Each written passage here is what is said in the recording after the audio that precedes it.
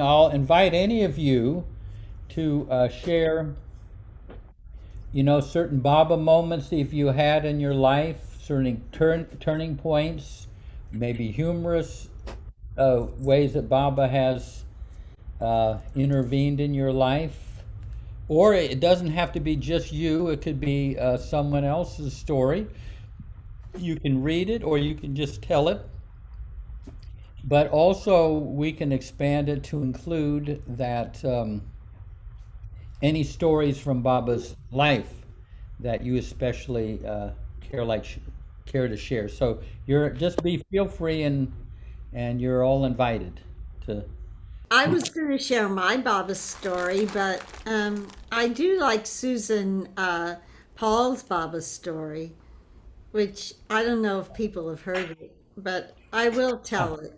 that might be a little bit long, though. Now I'm going to give Oh, the abridged version. okay, yeah, that it's an amazing story, but it's to get the full story is quite incredible. But yeah, Yeah. Well, Susan Paul wanted to be a dancer. All her life, she was very drawn to dancing, but her mother didn't have any interest in giving her dancing lessons. But she did say she could get a subscription to Ballet Magazine. So Susan would see these ads in there: Margaret Crask dance classes, whatever it said. And she really begged her mother, please, please, I want to study with Margaret Crask. No, no, absolutely not. We don't have the money. So then Susan grew up and she never got to study with Miss Crask. She had a daughter herself. She sent her to study with Miss Crask, and she would stand. Susan herself would stand in the back of the room and be too afraid to speak to Miss Crask because she was a little intimidating. So Susan was by this point in the medical profession. She was a nurse and later became an acupuncturist. And so one day, somebody said, a colleague called her up and said, there's this family in this Indian town called Pune, and the uncle has had a stroke, and they want someone to come over and give him acupuncture every day. And they said, name your own price.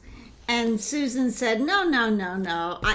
She's like, I'm an atheist. I have no interest in these, spiritual paths. I can't leave my practice, whatever her excuses were. And so the guy said, well, they said, name your own price.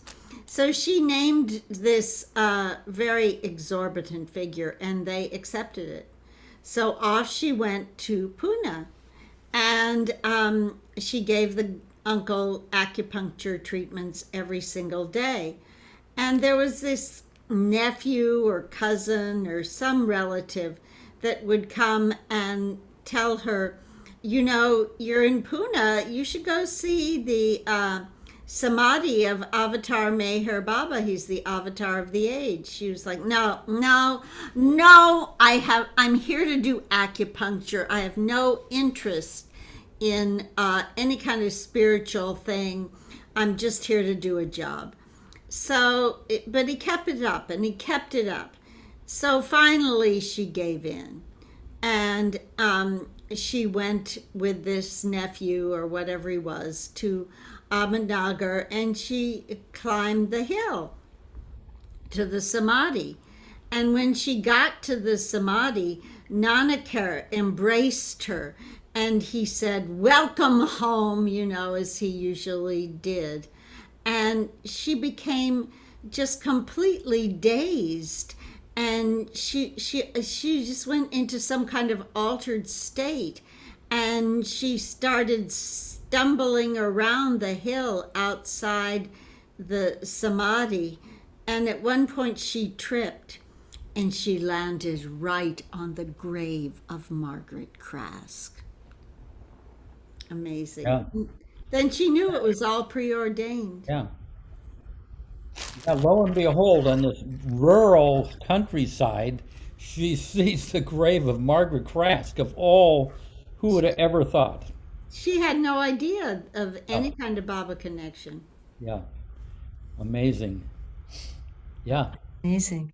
that's a lifelong Bob lover after that. Yeah. Thank you. Marvin,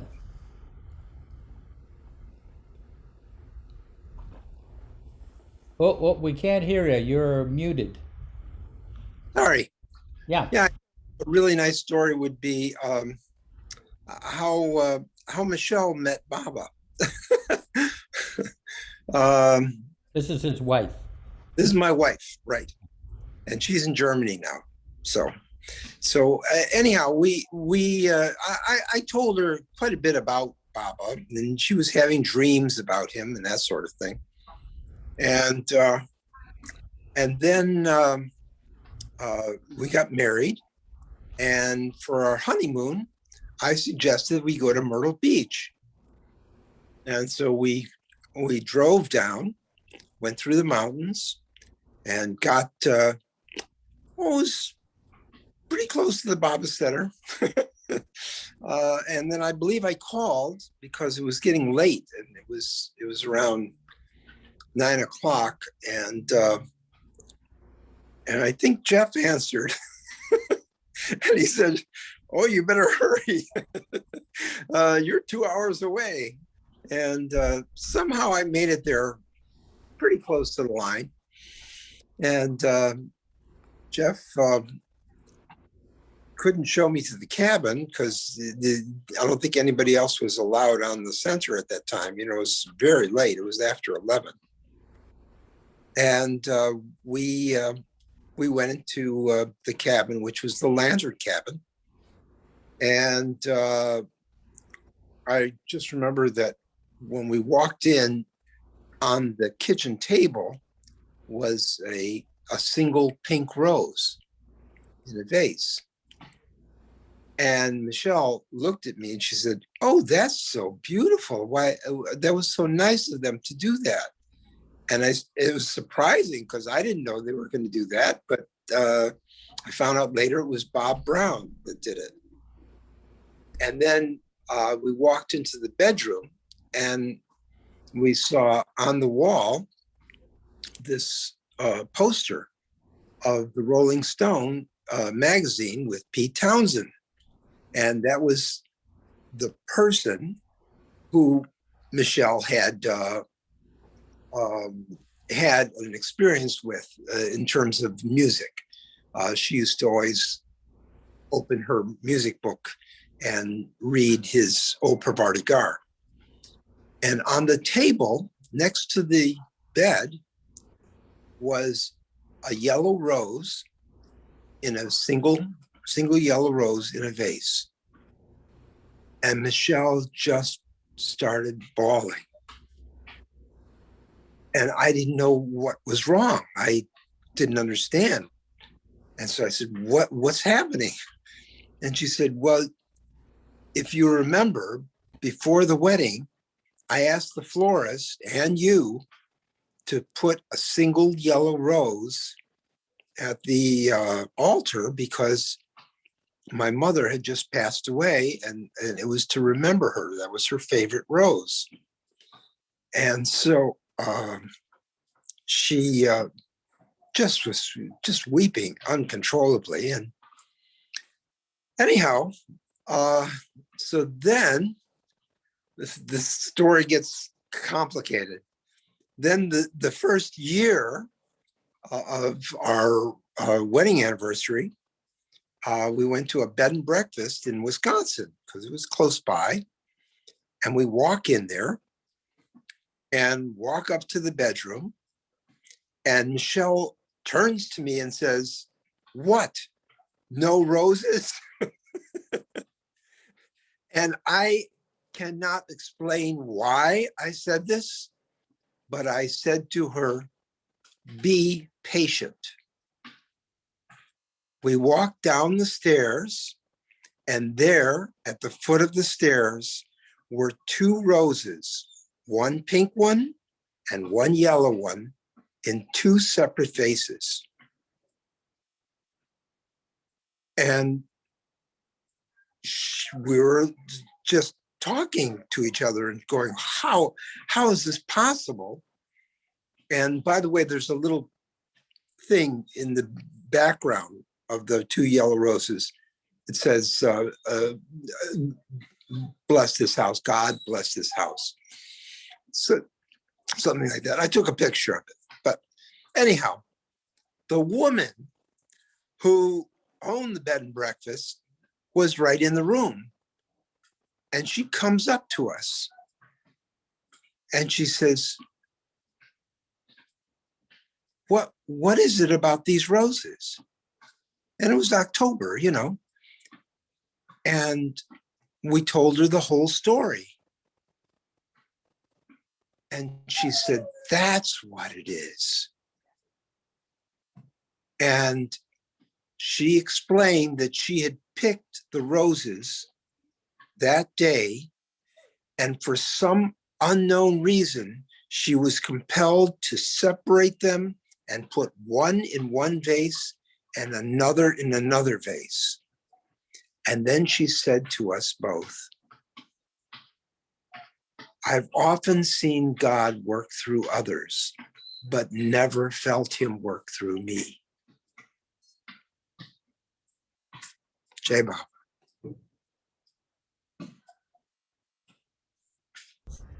Ah, that's the way Baba is, my God.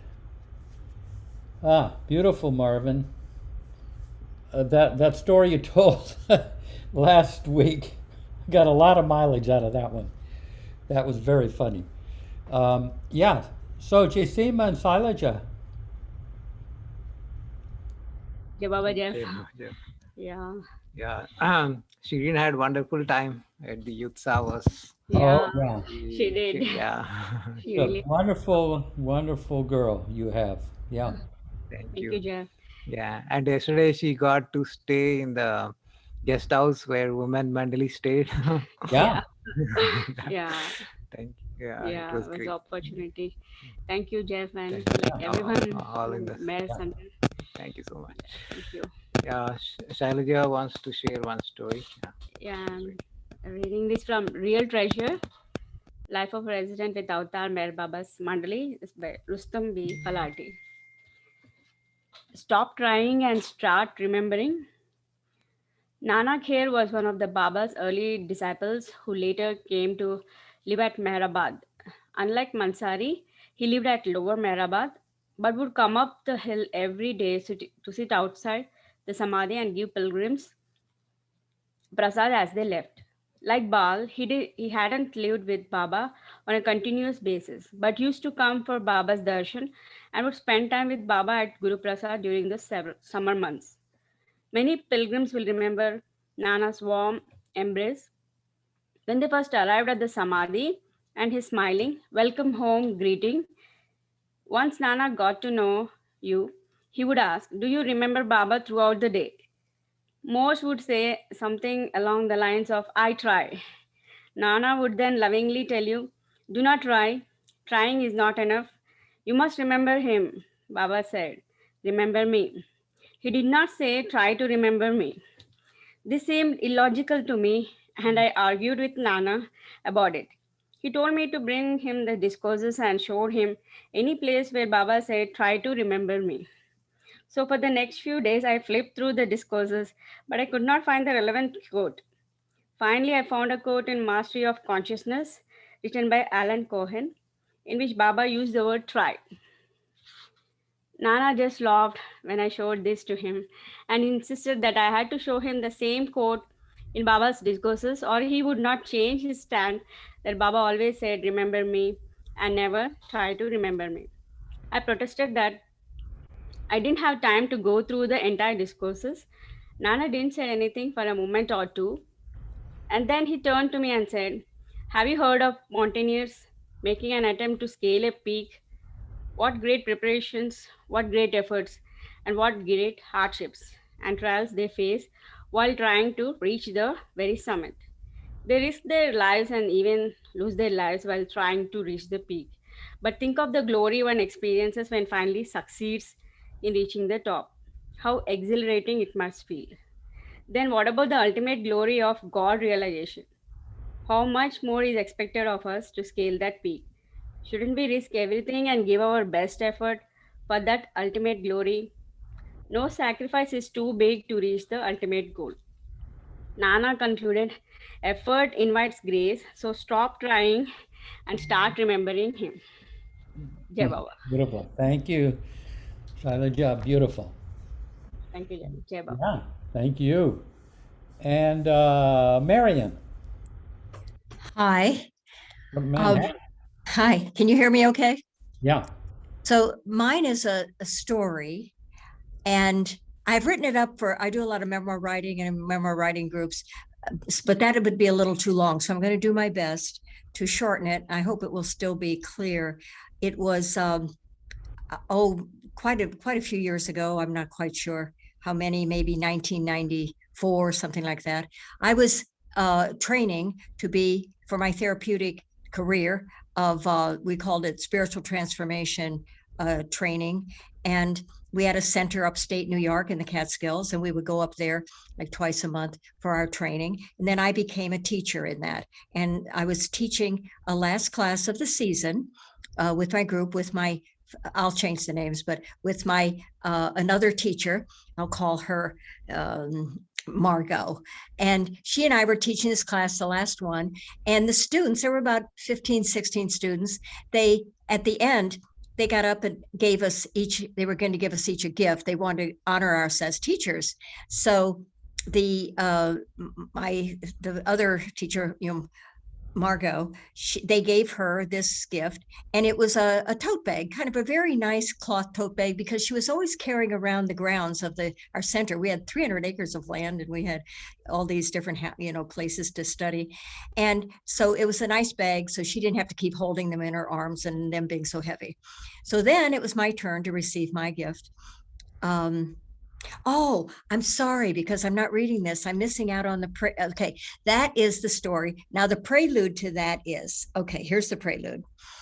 I was here in my apartment in New York City, and I had a dream.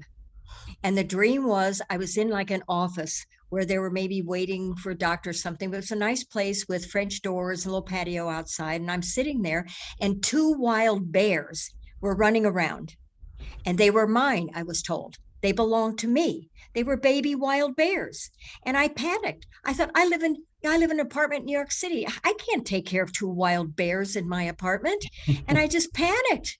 And so you know how lucid dreaming, I kind of woke up and I was in a lucid dream. I knew I was in my bedroom, but I'm still in the dream. And so I didn't know what to do. I was so panicked. And I decided I would have to go back into that dream and resolve this conflict, because I was still halfway in that dream. And so I'm prepared to go back in the dream, redo the dream, when appear before me is Meher Baba from the waist up. I'm in bed, and Meher Baba appears to me, and the 2 little wild bears appeared in my lap.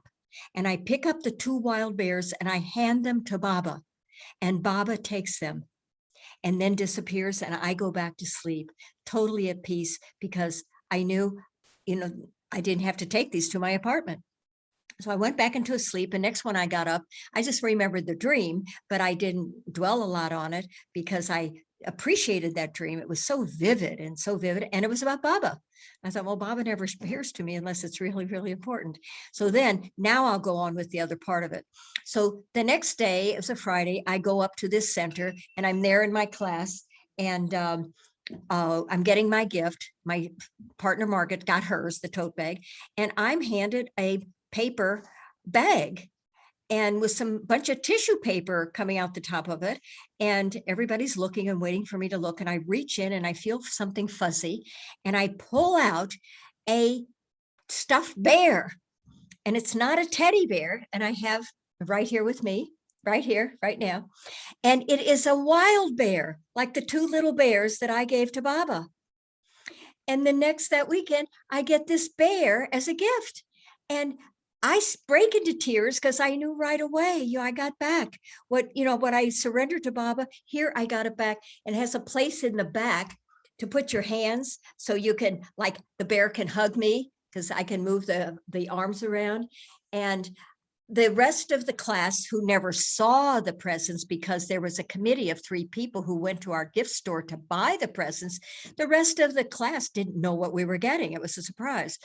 And so everybody was like, what was I weeping about at this stupid gift? Like, Margaret at least got a practical, tote bag, and I get this stuffed bear and I'm weeping.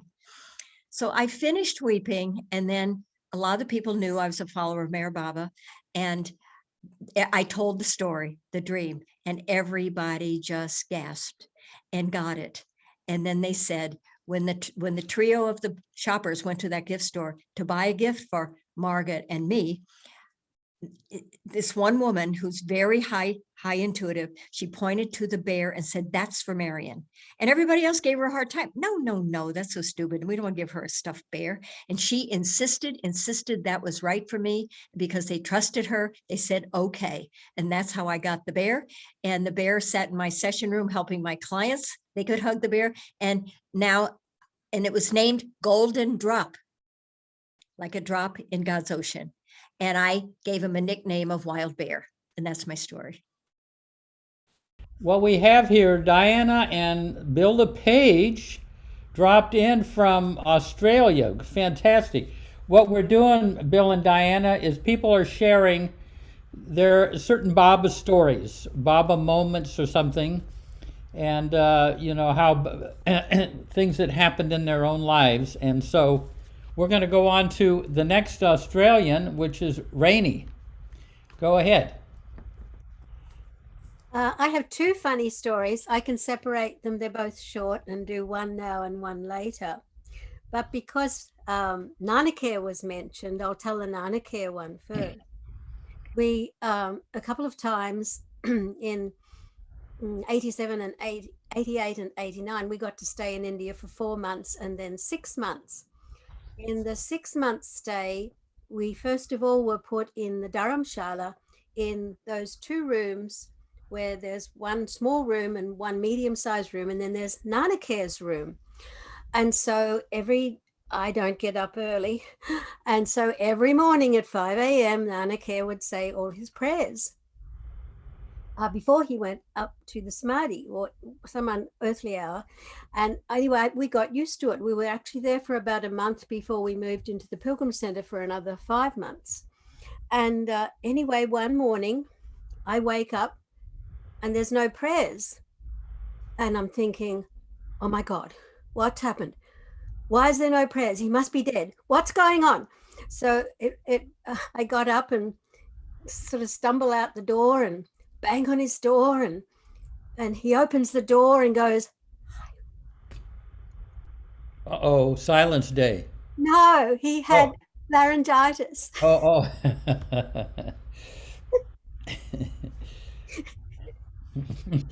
Anyway, from then on, Nana Care, I always sort of held on to Nana Care because I had heard he was in his last form, and I thought it was just such a privilege to be around him for a whole month, every night going to sleep and every morning getting up, because he was in his last incarnation, I had heard. And I got to know he was quite the gentleman and quite subtle. And also, the more I listened to him, the more I realized he'd learned English from a Scottish person. He had a slight Scottish accent. I don't know if anyone else picked up on that, but I loved his accent. And so, will I tell the other story later? Tell the other story later. That'd be great. Jai Baba. Yeah, Jai Baba. Hey, Goer. Jai Baba, everyone. So I'm going to tell a story that I first heard my father narrate when I was quite young. And this story made a huge impact on me, where Baba was concerned, obviously. Of course, I knew he was God, but when I heard this story for the first time, it just cemented everything for me where Baba was concerned. So, and my father was witness to it. He was actually there when it happened. So this takes place in 1947 in Madras, when there was a big, Baba had a big darshan in Madras. And Adi Dubash, my father's cousin, had gone with him to this darshan. Anyway, so the mass darshan takes place, and thousands of people come and bow down to Baba and pass on. And everyone that came was supposedly to be introduced to him as they bowed down to him. Well, this one gentleman in line came in, and he was quite tall and distinctive, and he bowed down, and then he started to move ahead, and he moved on.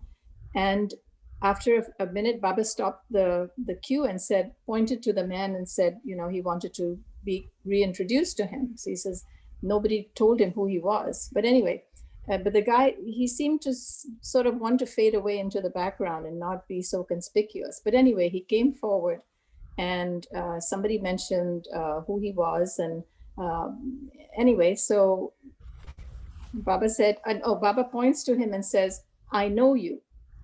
And then he bowed down and he left. The next day, as was Baba's habit sometimes, he would get his mandli together, everybody together, and they would go different places around town to visit the homes of different Baba lovers and such. Well, Baba was in a car, and all the rest of the mandli were in a bus, following them. And so they go around town. Now Baba's directing the driver, to go exactly to this one spot in town that he seemed to know, as if he had known it all all the time. Of course he did, but whatever. But so they get to this one building, which is actually a cinema. And Baba gets out of the car. He doesn't go in the front entrance, but he goes to the side of the building. And there's a staircase. He climbs up the staircase. Everybody's following. And at the top of the staircase is a door. And Baba tells somebody to open the door. Now it was closed, but it was not locked. So they open the door, and inside it's like a prayer room with a lot of pictures of saints and prophets and whatnot. And there's one solitary chair in that room. Baba walks right into the room and goes and sits on the chair. The fellow who had come the previous day and bowed down and went is sitting there in the room saying his prayers. As soon as he sees Baba come and sit down on the chair, he just breaks down. He falls at Baba's feet and he's sobbing his heart out. Story goes, this gentleman had this room all his life. He was actually the mayor of Madras, I think, my father said. And he had this prayer room, and his family knew that this was his prayer room, but nobody was allowed to go in there. And especially nobody was allowed to sit in that particular chair. The reason being that he had always thought to himself that if in this day and age, the avatar is here on earth, he and only he will come and sit in this chair. Now, he had not mentioned this to anybody. Nobody knew of his thoughts regarding this or whatever. So that when this happened, he was just totally collapsed. And so Baba, caresses him and asks him, ask me what you want. Ask me whatever you want. And he said, Shanti. Shanti means peace. And Baba said, ask anything else but that. And he said, no, Baba, if you grant me anything, just Shanti. So Baba finally puts his hand on his head and says, given. And from that day onwards, of course, he was all Baba's. So that was quite the story when I first heard it. And it just made a huge impact on me. So you never know. I mean, it just goes to show the call of a true seeker of God is always answered, always. And we've heard so many such stories all through Lord Meher. When I read, I've come across so many of these. And yet Baba says, I don't perform any miracles. It is your faith that is the miracle. Can I say something? I remember a different ending to that story that I read. Yes. That the man passed away a day or so later. Oh, that I have heard. And that's why Baba did not want to give him Shanti. Ah, okay. That's what I can't remember where I read it, right. but it made an impression on me because of that. Right. There are a few different versions of the same story. I think it's mentioned in Erich's book and also somewhere else.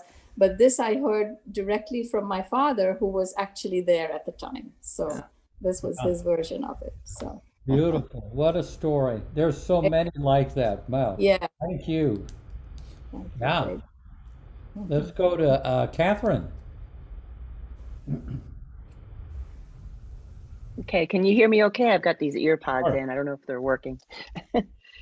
Well, these are beautiful, lovely stories. And I was trying to think of a story, and even the last time, and I really hadn't been able to. And so but I was prompted, y'all familiar with this book, Teachings? It has to do with some of the discourses out of the Glow magazine. And so I thought, okay, we'll just open it up. And it did prompt me to something that's pretty significant in my life. So I thought I'd share that. And so on page 152, can you see this picture of Baba with Tallulah Bankhead? Mm-hmm. Okay. So I don't know if you're familiar with Tallulah Bankhead, but she's made quite an impression in my life. And so I thought I'd share that story because I feel like it was Baba inspired. So this was when he was in Beverly Hills, Hollywood on June 1st, 1932, that Tallulah was in this. I have this picture of Tallulah, and it was one of the famous actresses that came to this particular gathering, and that he had arranged. And I've always been interested in Baba's what he has said about film, and film has always been I've studied it and wanted to get into the film industry and never really quite got there. But to try to make a long story short, I late in life, and gosh, at almost 50 years old, I came back to this small town, Natchez, Mississippi, where my mother and I were born, and where she was, and to help take care of her. And I got involved with the local it's called the Natchez Little Theater, which is a local community theater that's all volunteer, and really a pretty significant volunteer theater for a small town. And the very first I guess I decided to get into acting somehow. I was inspired just to get something to do, though I'd never really done much except for just be interested in film and all that kind of thing. And so the very first role that I got was as Tallulah Bankhead. And it was called And Then There Was None, which was sort of a takeoff of an Agatha Christie whodunit type of play. But instead of it being mystery, murder, Hollywood, Catherine, that were actually nuns in a convent, and was one of the actresses, and there was like Judy Garland and Betty Davis, and so it was just a group of actresses that did this very funny play, and so I had to play like I was Tallulah. Oh, Catherine, we're losing you. In all the modern technology, things still get lost.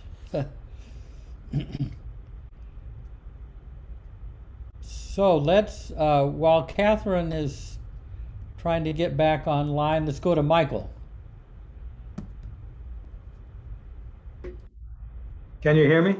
Yeah. There we go. Well, I've had, I can't say quite a few, but I like to think it's a few experiences related to Baba. But this one happened before I heard of Baba in 1968. I came to Baba February 1st, the day after he passed. And the year before, I had spent 6 months in Scientology, and I was thrown out for wanting to quit. And then I worked my way back into the group. And then when I did, I felt like I sacrificed my conscience. And so I went back and I did the same exercise, but in this case, it was to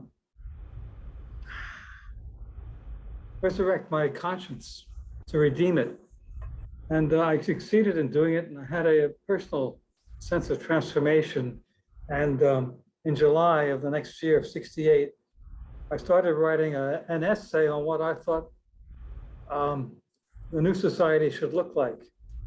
And I said, you know, people, organizations by definition are a group of people with a common purpose.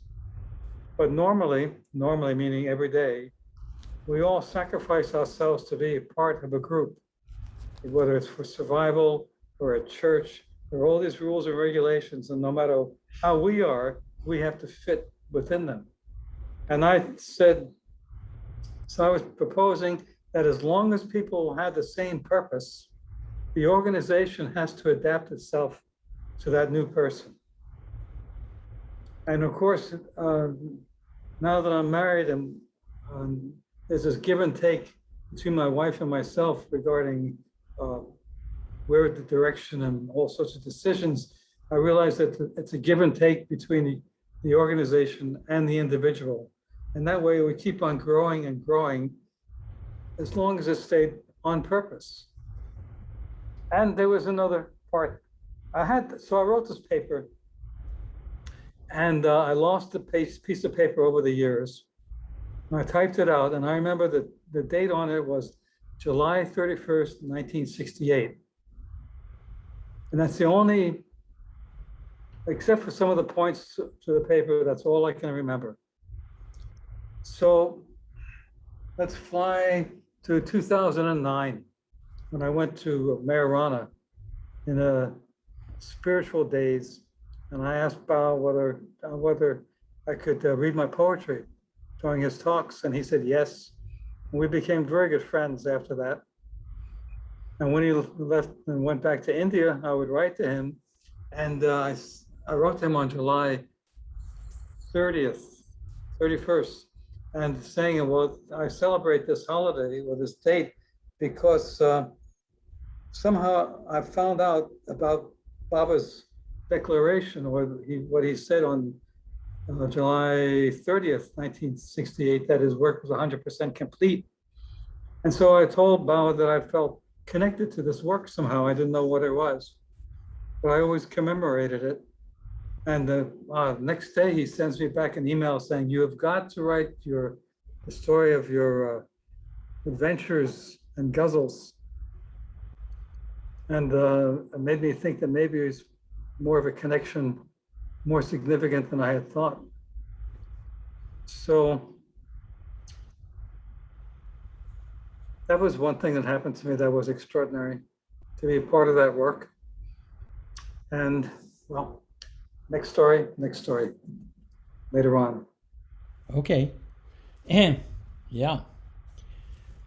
Let's see. Anyone else? We've got Marvin, but there's Aaron, his son, who was just at the Yusa harvest. Anyone else? Anything occurred to them? I have something that I can share that's kind of a little bit crazy with Baba. What?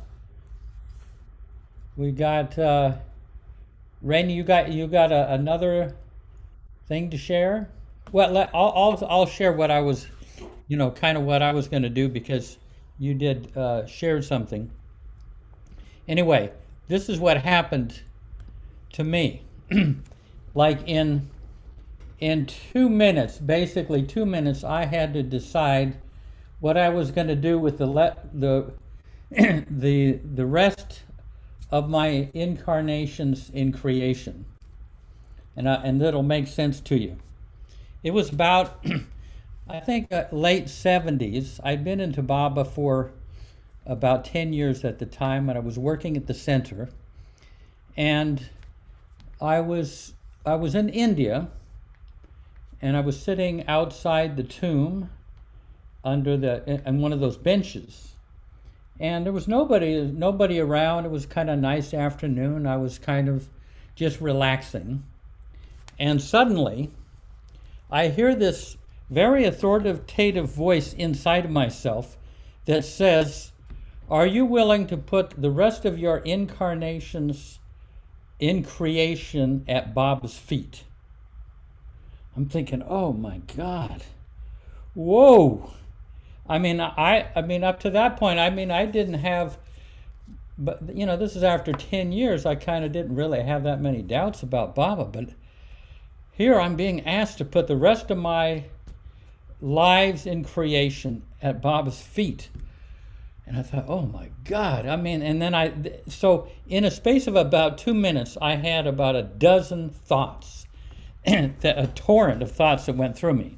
The first one was, well, I know that Jesus and Buddha and Krishna and Muhammad and Ram and everything, I know that they were the avatar because history has kind of shown that. And then I thought, but Baba's so new. I didn't think I had any doubts about Baba. But I didn't have the benefit of history, And I thought, what if Baba's just like a perfect master and he's not the avatar? I don't know if I want to put the rest of my lives in creation at the feet of a perfect master. I want it to be the avatar, the Christ. So all this is going on inside of me like a torrent.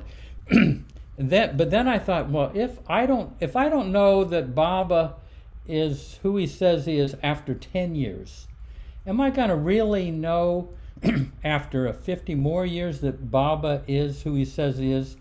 I kind of had my doubts because I'm in illusion. Can I really know what is true? But then I had the thought, love does not need any proof. It just loves. So I thought, well, I've always been a gambler. I am just going to make a colossal gamble here.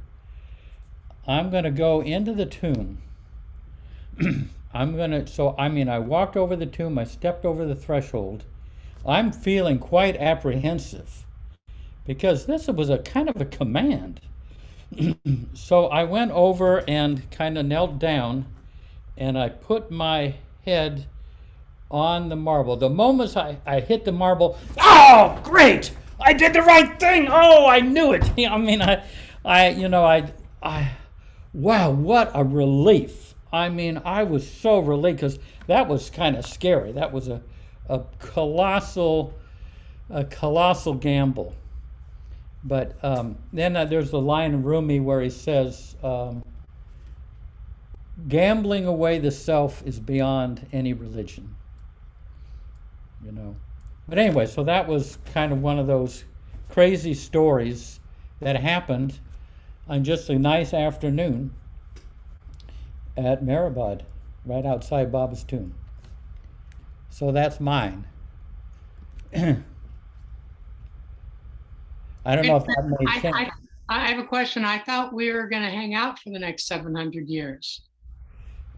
That we were what? Yeah, we were going to hang out for the next 700 years. But yeah, well, no, we said that the rest of my lives in creation, however many there are. Oh, okay. I put those on the line. Very odd. Anyway, let's see. Okay, Marvin. Okay, I just have a real quick little story that somebody reminded me of, and you'll find out what it is when you hear the story. We're in Colorado, and Dixon, he's passed away for quite some years now, was telling the story, and this is his story. His wife was a movie actress, and she did a number of bit parts, and she was quite successful. So she lived mostly in Los Angeles, and Dixon lived in Denver. He owns a beautiful restaurant there, or he owned a beautiful restaurant there. Anyhow, so his wife was, going to these different producers and directors and, trying to get jobs, things like that. And this one producer kept nailing her, just pushing on her, trying to get a date with her. And she said, you know, I'm married. I'm not interested in anything like that. And if you are, please just go with some little young thing, because I'm not. And she walked away many times. And he kept forcing himself on her, forcing. And finally she said, okay, I'll tell you what, I'll go out to dinner with you, but that's it. We are not going anywhere else but the dinner, and then I'm going home and you're going to wherever you go. And so he says, oh, thank you so much. He was just like effusive. They get to the restaurant and he says, I don't understand what it is about you that I feel this crazy, attraction to you. I can't understand it. And she looks very nonchalant. She says, well, maybe it's the Meher Baba. And he said, what? She said, maybe it's Meher Baba. And he's shaking. He takes out his wallet and he looks through the wallet and he finds a Baba card and he shows it to her. And she says, yeah, that's Meher Baba. And the guy says, I got this from my aunt, Tallulah Bankhead. She was in Meher Baba. Never say it to anybody because she was, in Hollywood and she was such a star. And she had kept it a secret all those years. And there was the card. It was so beautiful. Anyhow, that's wonderful. It's too bad that we lost Catherine Parrish, because she would have enjoyed hearing that. And it's interesting. I remember Darwin saying that, they met back in the 30s, Tallulah Bankhead. But then when Baba was in New York in 1956, she came and saw him there.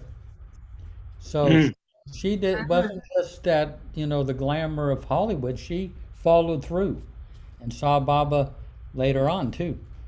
Yeah. Okay. Let's see. We got Michael, but let's wait. Let's see if there are any. Jeff? Yeah. I have to say this one other part. I've left something out of the story. Yeah.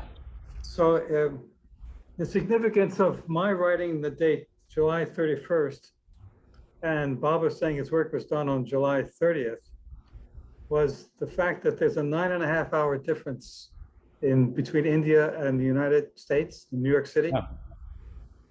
So July 31st, when I typed that, it was July 30th in India. And it took me about 50 years to figure that one out, being dyslexic and hard on math. But it was just extraordinary that, I was nobody, totally alone. I'd lost everything in Scientology, my friends, my wife, my living. All there was me and the boat and the orange cat. And, but it was a great place to meditate. Camarero. So it's nice to, savor those memories again. Thank you. Yeah. Okay, good. Leslie. Yeah. This is my first time here. I'm happy to see you again after many years. Yeah. It was your story. Your story reminded me of this little anecdote that is in Intimate Times with Meher Baba that made a really big impression on me. And this story is from I gotta change my glasses here. 1963. Dina Talati came with her daughter to see Baba in Guru Prasad. And Parvis is telling the story. She said, I guess Dina Talati is her mother. This time my mother and I were alone with Baba, with Erich interpreting. My mother, who had some questions for Baba, but had been unable to contact him because Baba was in seclusion, asked, "When you're in seclusion and we need you, what do we do?" Baba replied, "Ask me here." And he put his hand on her heart, and I will answer. But remember, he continued, the first voice you hear is my voice. Very soon, another voice may contradict what you heard. That is not my voice. Only if you are prepared to hear that first voice, ask me. And with emphasis, he added, I will definitely answer. Beautiful. Yeah. You know, it's funny. We said that very thing today with the kids because there was one of the music wallets has OCD, which is called another OCD. Another a name for it is the doubter's disease. You know, and whatever she gets an intuition, and then immediately is the doubt. And she had never heard what you just read. Someone told her that take the first thought, because that first thought comes and immediately her doubt or OCD kicks in, and so she keeps frustrating her access to intuition. But she was thrilled to hear the importance of taking that first flash, that first thought. Yeah. And was your first flash when you were in the tomb to surrender? Was your first flash in the tomb to surrender all your lifetimes? I mean, I knew that I was being asked to do it without real proof. I just had to go way out on a limb and take a chance. Mm. And like I say, I lucked out, I mean, it wasn't like I just knew that I had made the right decision. He wasn't a perfect master. He was the Christ himself. Yeah. Any other stories? I like Marcia's hat there. I mean, she's like, she's probably a Cubs fan or something, Patty, can you think of anything? Either some story that you especially like from your own personal story or someone else's, or something from Baba's life? Hey, Baba, everybody. Wonderful to be here. I'm feeling like this, I'm doubting. Here you go. I've got those mind words coming in my brain right now that is second guessing myself over this relationship with the beloved. I've had extraordinary experiences, like we all have, and personal ways in which Baba is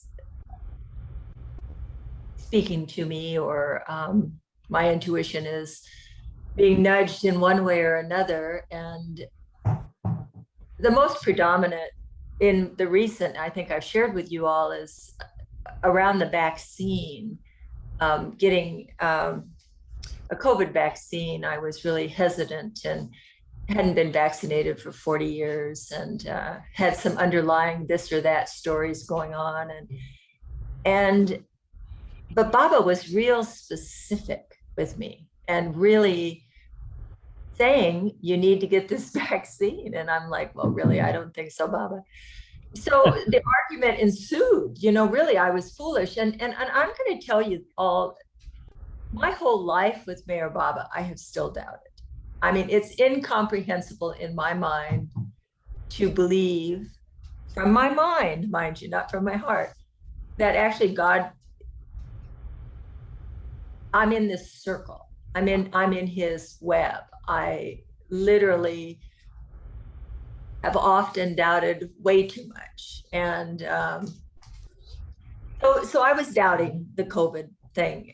And right up to the day when we drove in and we got our time back, you know, the time to show up, and I was going to get the Pfizer, and I was going to get my right arm first. And the man shows up at the window and he sees my locket first. Just, you know, there's not a day, knock on wood, that I usually don't have this on, and I don't freely, and I freely wear it all the time. And my day is filled with innumerable, oh, who's on your locket, you know, et cetera, et cetera. So then I have an opportunity to say, well, that's my beloved, that's my spiritual awakener. So in my nervousness to get this shot, I just blurted out, well, that's Mayor Baba.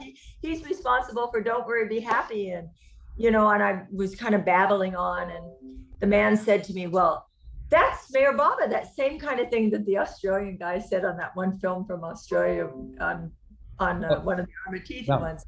But he didn't follow through. He just clammed up and went and got the shot, put it in my arm.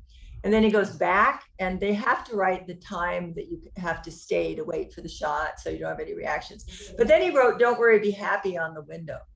And I didn't, you know, I was just shown in that moment that Baba had literally, I doubted him the whole way, and he showed up there 100% for me in a way that I was just weeping that he had taken such care to do that. And he actually did it on the second COVID shot with me. He brought my doctor who had found my cancer in my uterus and, you know, saved my life, you know, well, I don't know, I was 47. So now it's, you know, 30 some years ago, to be the person to give me my second shot. And he goes, oh, I remember you and Mayor Baba. And that's like the first thing out of his mouth.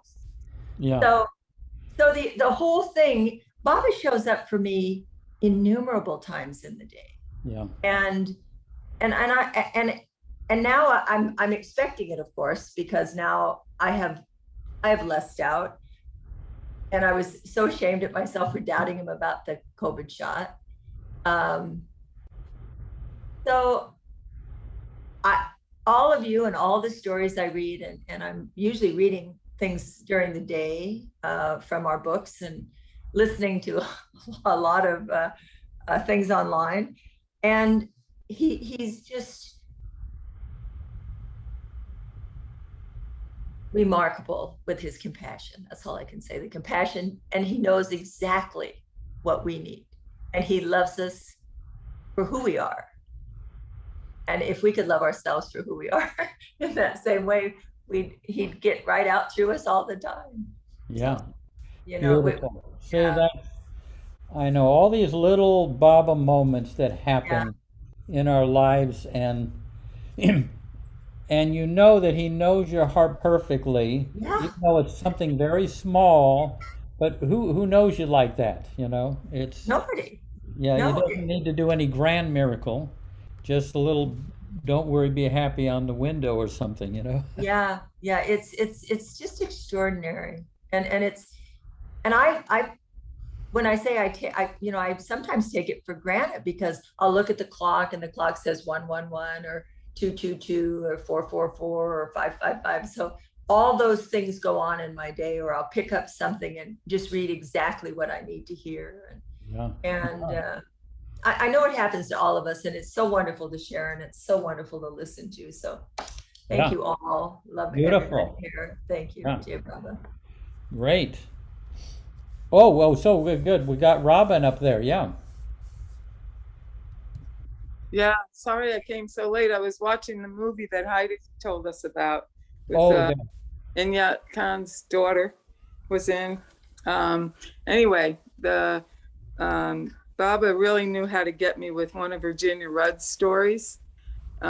She was English professor, literature professor at Rutgers University, and she, the request went out to everyone when Baba was recuperating from the accident in '52 to have funny things that would lighten his load kind of sent to him. And so Virginia scoured all the literature and put together all these stories and jokes and things and sent them to Baba. And then she and Harold, her husband, went to visit him when he was recuperating in New York City. And when she first met Baba, all she saw was light and went into bliss and didn't really see Baba.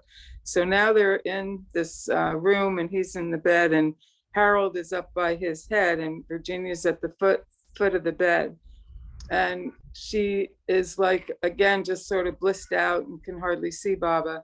And, but she's starting to realize that Baba is thanking Harold for all the stuff that she compiled and sent to Baba to please him. And the way she told it the first time I heard it, it was just amazing. And she's saying like that this feeling she's starting to come to, and this feeling is coming up like from the toes, up through her body, kind of like, and she's finally almost ready to spit out like, but Baba, I did that. And as she's about to say that she did it, Baba winks. All she could see were his eyes and he winks at her. And it was like, did you do it to please me or did you do it for credit? And so, I just started bawling. It affected me so much. I felt like nothing that I do is supposed to be for my ego. Of course, I've not always been able to live by that, but it just affected me so profoundly. And the way she told it, it was just I felt like I was coming up through her toes with her, and wanting the credit for what she had done. And Harold, of course, the crazy guy that he was, he's taking it all in. Oh yeah, nothing, Bob, it was great. You had to know Harold to really appreciate that, but that one really got to me forever. Beautiful story. Yeah, and it kind of took her out of her transcendent state, Baba found something to get her on, Oh yeah, her ego was coming right up. That was were you trying to please me or get credit? Was that Right. it? Yeah. Oh, beautiful. Yeah. So the Cubs fan over there on the far left, Marcia. Well, I've been feeling very silent inside since Silence Day. So I'm going to go back a little bit. When I lost my dog, Lucy, I was kind of on top of the world. And you know how Baba says you take 2 steps forward and 1 step back? Well, I think I took 40 steps back because I went into this crazy kind of thing. But I'd gone to Myrtle Beach and I was at this hotel on this 5th floor looking at the balcony trying to change an airplane flight. And I was very frustrated with Spirit Airline. And then finally I gave up and I turned around and I looked out on the balcony and I saw this fiery moon that I'd been trying to see for the whole month from my yard. And it was like Baba's eyeball. It was like, I'd never seen anything like that. And I said, wow, And then just also when I was in Myrtle Beach and I was in the barn, somebody had told me that they'd seen Baba's face in the chair. And I said, oh, blew it off. And then I went in the barn the day before I left and I'm looking at this chair and he was in the chair and he was moving and gesturing. It was like, wow, So anyway, then I came back after losing my dog and I ended up having a drop-in dog. So he took my dog away that I loved for 11 years, gave me a new dog. And then I went into this whole time now for a couple weeks where I kind of got off the side road, and kind of was doubting everything. And now I'm feeling better. And I realized that he just gave me a good smack, to keep me moving. It was like, oh my God, what more could happen now, right? Just keep going. Anyway, that's my story. Right. Yeah. Not great. It was hard. Let's see. VJ, any story you can think of from your life?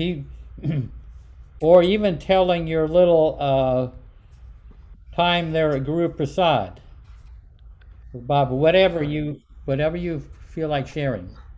Oh, my entire life, Jai Baba Jeff, everyone. Yeah. Well, my entire life is a story. So every day, Baba, see, you get some kind of a story. His presence is all over and he is watching us. So yeah, I can tell. But right now the cleaning of the house is going on. So I have to move here and there. So maybe in 10 minutes, I may come back to you. Yeah. Okay, Yeah, sounds good. yeah. Yeah, thank you. Yeah. Rainey, you said you had a second story. Oh, well, then I got diffusive, as we do. And so there's two I could do. The Australian, I'll stick to the original plan and be good. The first thought. I'll stick to the first thought. Okay. So when we were in India, Mani would have the little turtle, and then of course she got Augie, the high turtle, and she had this thing about turtles and tortoises, and then someone bought her one of those furry turtles, these things. Yeah, Baba. And she would do all this stuff with the children when she wasn't round the back at the pool with the other turtles with the furry turtle. Anyway, my daughter became obsessed with this turtle. Hi, how you doing? And so she would grab Mani's curta and say, mine. And Franny, she doesn't speak very clearly, but I can tell you mine comes out as clear as can be. And mine. We were there for a long time and this went on. And Mani sort of used it and thought it was awfully funny that Franny would do this. So by the time the whole 6 months went by and February we're leaving, she comes up to Franny and says, I think that the turtle will miss you saying mine all the time and that you should take the turtle with you. Which Franny snatched off her and nearly forgot to say thank you. When I forced her to say thank you and Jai Baba, and she did all of that very sweetly, but quickly got the turtle in case her mind was changed. And so then I said, well, does it have a name? And Mani said, well, we should give it a new name because Franny's going to have it. So I say, call it Maru. I said, oh, what a beautiful name. How come I haven't heard anybody else called Maru? And she said, because it means mine. Oh,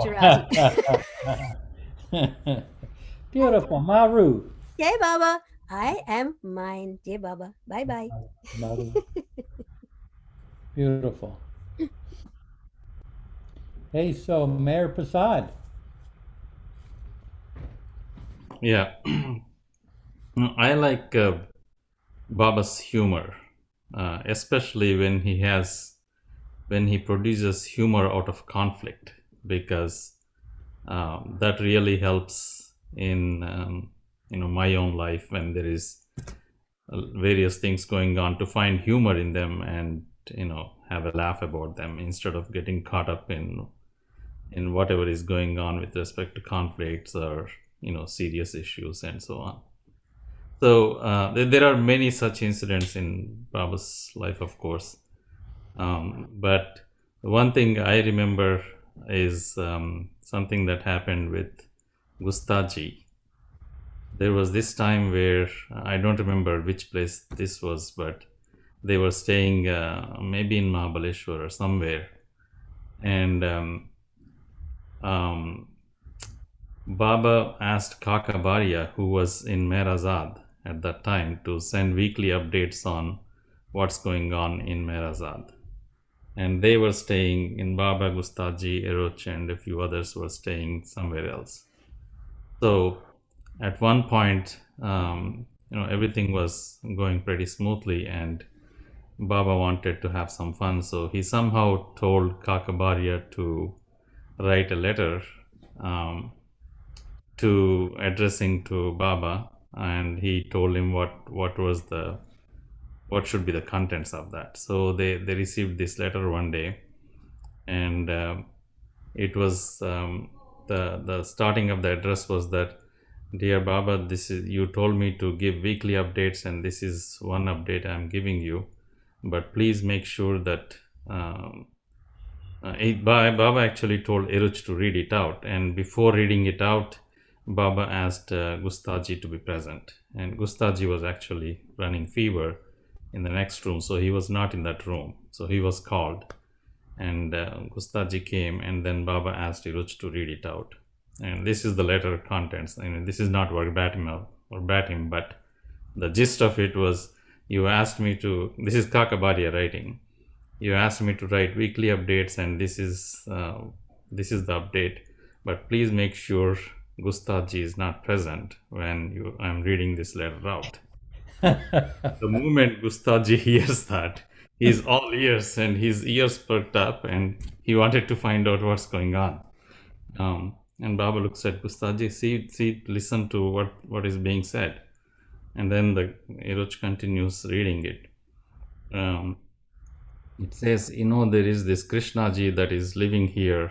I don't know if all of you know Krishnaji, but he was this person who was trying to imitate Baba, and almost everyone in Mandali really were annoyed with him because he was doing all these kinds of annoying things that basically copied Baba. And there is another story about how Kumar thrashed him in New Delhi. I won't go into that, but so there is this Krishnaji who is causing kind of a problem. One day he went into Gustaji's room, even though I told him not to go in there, and he opened up Gustaji's trunk. And the moment Gustaji hears, he's not talking, so he goes, yeah, read it out. Quickly, what happened? And he says he opened his trunk and he took out his watch, and he wore his watch, and he took out his suit. That was the suit that Gustaji wore on the 1952 trip to US, because he had all these tattered clothes and all that. There's that picture of Gustaji wearing all torn clothes, and Baba told him to wear a suit because otherwise they wouldn't make him land in US with those kind of clothes. So he had this suit built, and that was the only time he wore that suit. So the letter goes that he wore this suit and he's walking around with those suit on his body. And Gustaji, by this time, he's completely aggravated, and he says, I'm never gonna wear that suit. Please take everything out of the trunk and burn them out. I don't want to touch any of those. He was getting extremely worked up, and Baba told him that it was all a joke to quieten him down. Because he told Gustaji, if you didn't have fever, I wouldn't have told you, what happened really. But this is all a joke, and we can cool down now. He might have even gotten over his fever, hearing all that, and what it aroused in him. No, that's great. There were a lot of very funny things that went on. Yeah, there is another one about Shirinmai too. I think this happened in Lonavala. I'm sure all of you know this, but Shirinmai cabled or wrote a letter one day that she's coming to visit Baba. And this in Lonavala, there were all the, I think, Western women and Eastern women. Gulmai was there. And Shirinmai, they didn't, they had there was a lot of tension between them. So Baba said, if she comes, there is going to be all this tension, and I don't want my work to be interrupted. So he asks Iruch to kind of, when she comes, to go pick her up and then kind of discourage her so that she'll go away quickly. She won't stay too long in the ashram. And then he tells Iruch, make sure that you tell her that there is a lot of rain here and snakes and scorpions. Shirinmai didn't like any of those. So, but make sure that you tell her in a way that as if it's coming from you, not from me. But tell her in a very, very convincing way. Otherwise, she won't believe she is very shrewd. So Iruch says okay, and then he goes to the train station, picks her up, and then he's bringing her back, and he waits for her to kind of bring the topic of how everything is here, and she finally asks that question, how is everything here? And Iruch says, everything is really good, we are enjoying the time here, but there is only one problem. It rains a lot here, and it's almost constant rain, and there is Because of that, we occasionally we find snakes and scorpions. And she says, "Oh yeah, really?" And it says, "Yeah, there's that's the only problem. Otherwise, other than the snakes, scorpions, everything is okay here." And then she didn't mind turns to me and say, "Oh really? Okay. What else did Mero tell you to tell me?" He says, "What? What are you saying, mother? I don't know what you're talking about." No, no, no, I know. Do you think that I don't know this area? I've been here so long. You don't need to tell me. I'm sure Mero told you to tell me all this, so I'll go away quickly. And Lilith says, "No, no, no, no, no. I don't know what you're talking about. He didn't say me anything. He didn't tell me anything." And she says, "Oh, be quiet. You're just a child. I know everything." Oh, I know that. It's just Yeah. a lot of When fun. he goes back, Baba asks him, "What happened? Did you tell her?" And he says, "Yes, Baba, but she found out that you asked me to tell all those things." And Baba said, "See, I told you she's very shrewd. You must not have told her in a very convincing way." Beautiful. Hey, so you know what I'm thinking that's kind of on the late side. Um, we can always do something like this at another time, unless there's some. And VJ can save his story unless you wanted to share something now or next time we get together. Yeah, Jeff, I have one short story I Yeah. can tell. And this is Alova told me directly, and I rarely told hardly one or two people. So I just wanted to share with this. And during Mandli days, we used to go to Meherazad, and there when we reached Meherazad, Alova ji was especially fond of me, so he used to grab me and take me to his room, and then we talk. And so one day he took me to Violet Maharazad. He took me to his room, backside veranda, and he has shown me some letters, which he has written to Indira Gandhi, the Prime Minister of India earlier. And so this letter was that I am here. It's a long letter. I had that copy also somewhere.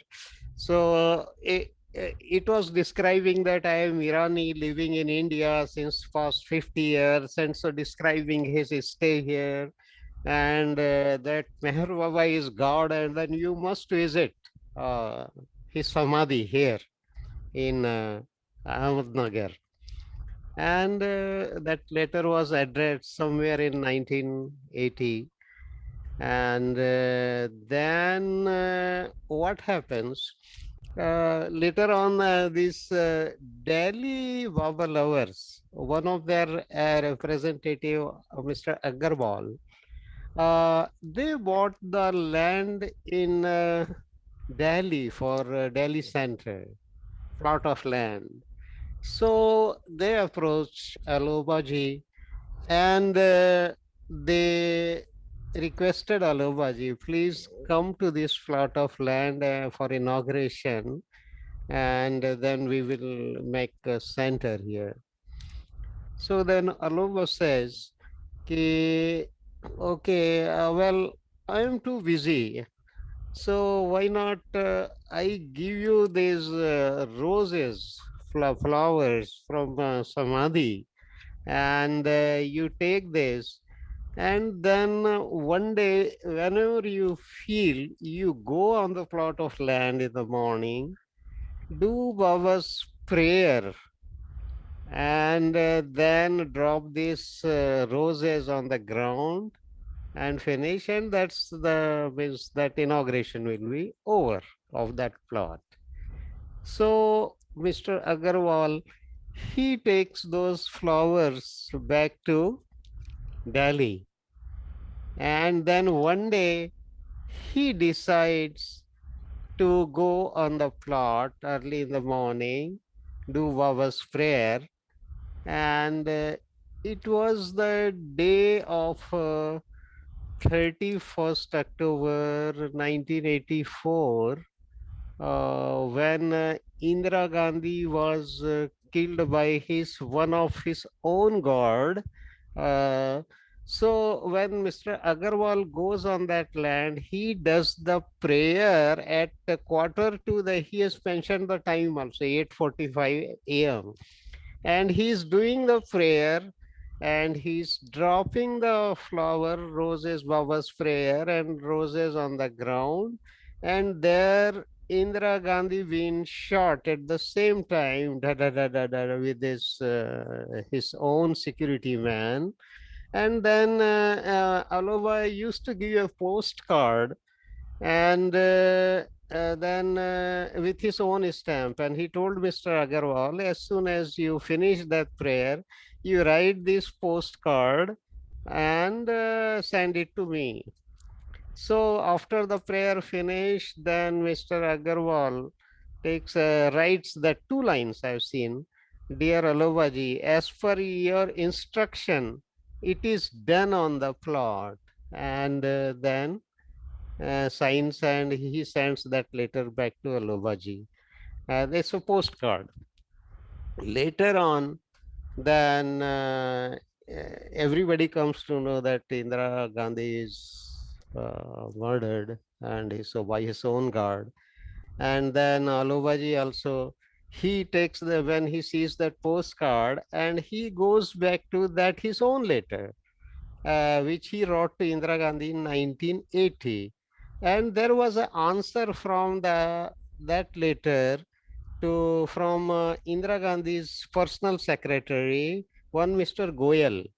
That personal secretary, that present, he answered that Aloba's letter, which Aloba wrote back in 1980, that presently she doesn't have any plan to visit. That was back in 1980.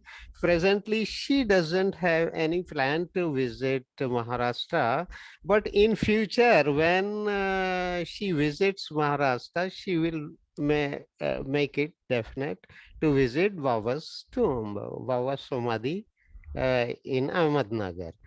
And so the date was, that was 1980, 31st October 1980. It was the same date, the date on which Indira Gandhi was murdered on 31st October 1984.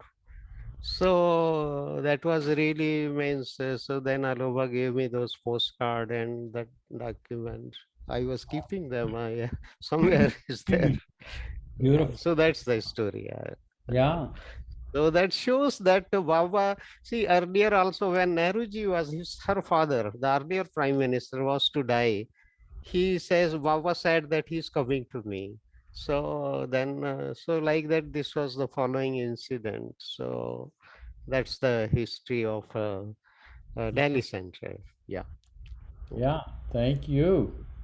Thank Hey, you. let's have a few moments of silence, or maybe maybe Mayor Prasad has a a final quote by any chance, and then we can have a few moments of silence. He might be. Oh. Yeah, I can have one quote. Okay, read a quote, and then we'll have a few moments of silence. Yeah. Can you hear me? Yes. Yeah. Okay. It's a short one. Baba says, I am always with you internally. I love you as my own self.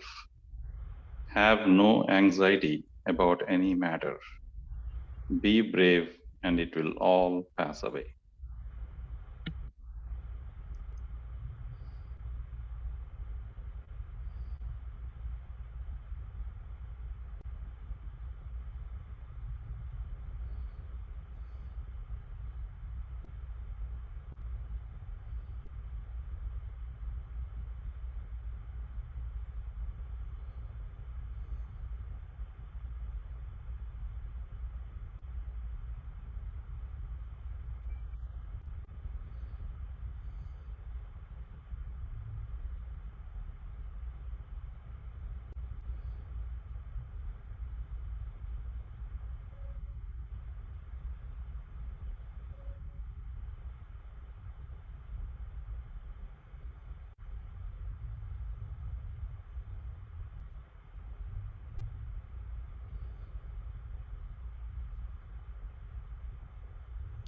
Jai Baba.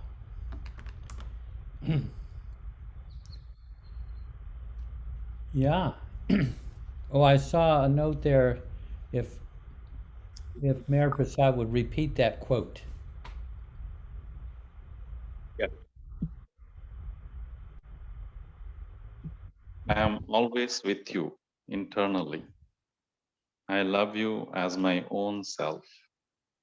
Have no anxiety about any matter. Be brave, and it will all pass away. Jai Baba. Jai Baba. Okay. Well, onward and upward. Thank you. Beautiful.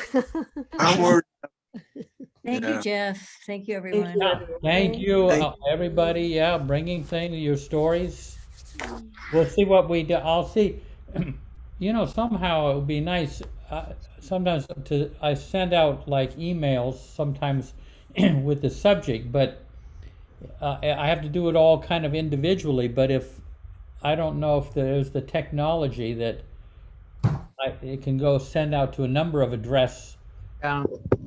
Jeff, Yes. you can send. You can Yeah, let me know. I can. Oh, good.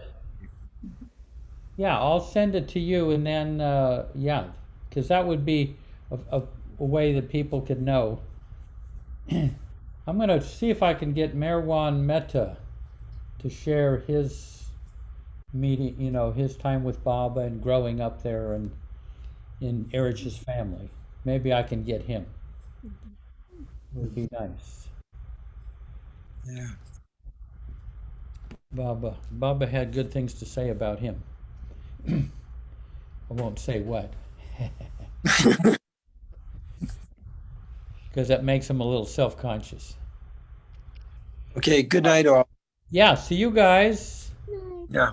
Much Night. Yeah. See you later, alligator. Bye. Hi, turtle. Jai Baba. Yeah. Oh, Jai Baba. Hi, mine. Mira. Is it Mira? Turtle. Myra? Mira. Okay. Jai Baba. Thank you. Thanks, Jeff. Yeah. Thank all of you. Yeah. Jai Baba. Avatar Meher Meher Baba Baba ki Jai. Jai.